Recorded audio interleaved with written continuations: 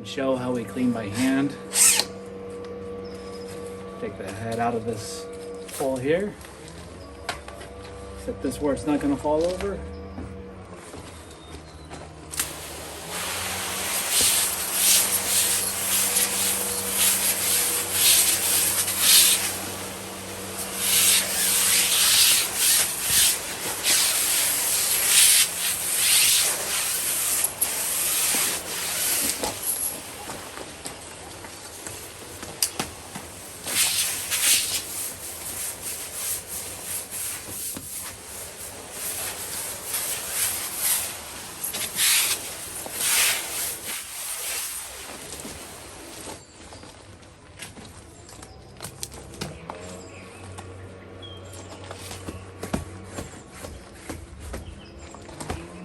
Gently tap it dry.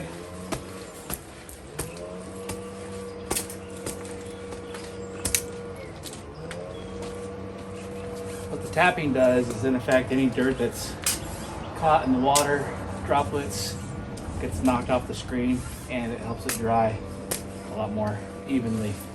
We'll set that in a spot where it's not going to get damaged or blow over in the wind. And then once we clean the window behind us, which we're gonna have to come back for because the upper window is dripping down on it, we'll clean the window behind us and then we'll put that screen back in.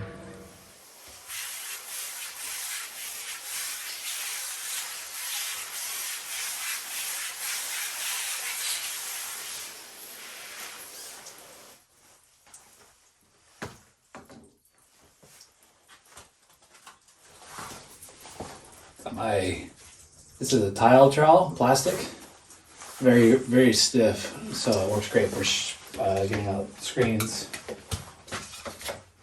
Loosen up the screen, pressure against the springs. Pop it loose on the bottom. Already scrubbed it on one side, we'll scrub it on the other. Get it cleaned up.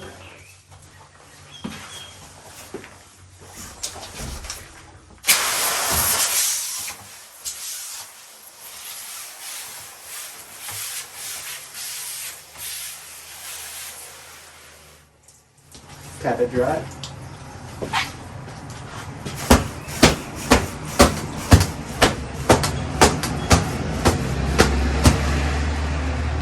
Let the fans dry.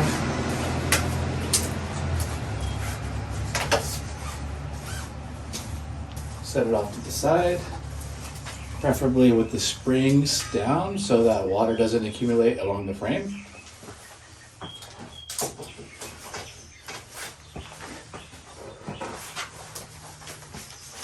Finish cleaning the bottom window.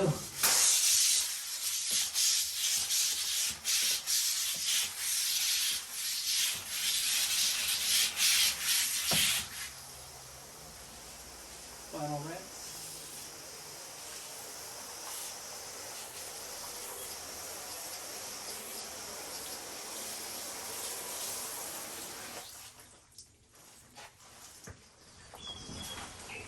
Reinstall the screen.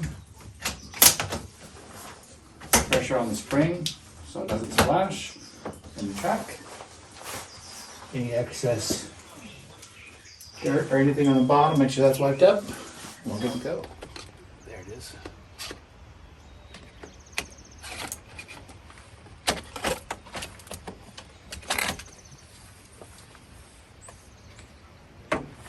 There's quite a few rose bushes down below, so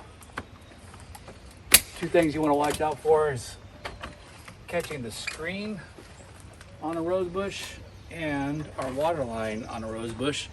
We don't want those popping the lines.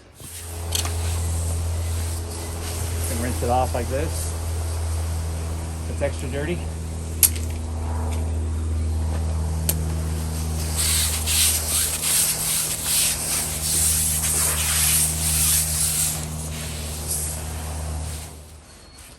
tap those screens dry. If it was windy, you definitely want to get the screens done first so that any dirty water when you tap doesn't blow back up on the windows. So always remember that. Try to get the screens out of the way before you do your final rinse. This screen right here is also missing a spring. You can see one spring, missing a spring. We'll get that in place. We'll wipe out the channel here. It's a little extra muddy.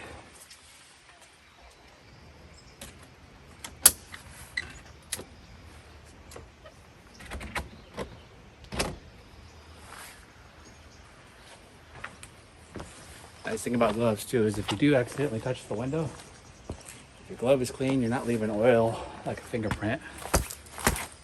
Still, you don't want to touch clean windows after you've spent all that time cleaning them, if you can all avoid it.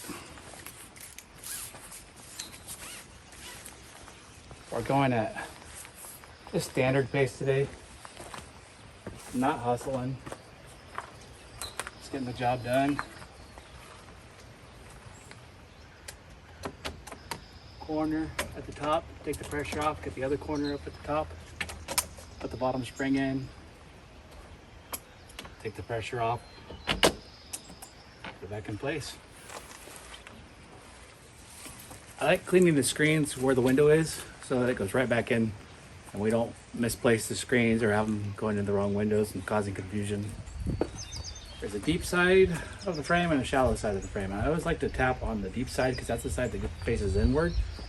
So it helps to make sure any odd marks that might be left by the towel, sometimes, I don't know, it just happens, but any odd marks that might happen, they face inward. So when you're walking around the outside of the house and the glass is reflective or the windows are reflective because of the sun, you just don't see any marks. It makes it look better. I prefer no marks, but that's not always the case. So corner, edge, we're gonna leave this hanging out a little bit. We'll come back to that one.